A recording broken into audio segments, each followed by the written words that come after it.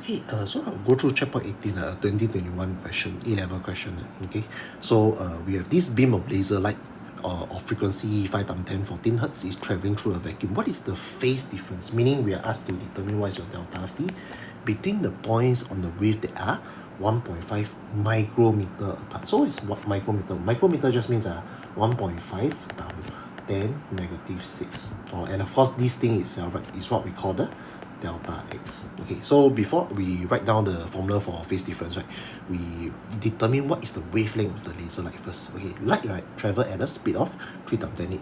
So means this one you just put 3 times 10 8, then the frequency, right, is 5 times 10 14 hertz. So meaning that the wavelength of the wave is roughly, let me do the calculation.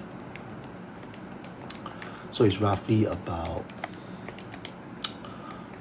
6 times 10 to the power of 2, 3, 4, 5, 6, 7, negative 7 meter. So that is the wavelength of the laser light. Okay, so with this, I write down the delta phi, the phase difference, right, divided by 2 pi is equal to delta x divided by wavelength. So we have everything, right? So delta x we know is 1.5 times 10 negative 6. This one is 6 times 10 power negative 7.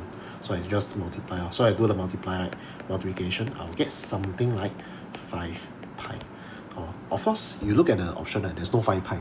So how do I know which one is the answer? Very simple. First thing, you must know that, okay, for example, delta phi is equal to, for example, 0, 2 pi, 4 pi, 6 pi, the even numbers, right, 8 pi, so and so forth, right, they are known to be in phase, meaning that they actually mean the same thing. So meaning 0 is equal to 2 pi, 2 pi is equal to 4 pi, 4 pi equal to 6 pi, they are in phase. Okay, what about 5 pi? For example, second, delta phi is equal to 1 pi, 3 pi, 5 pi, 7 pi.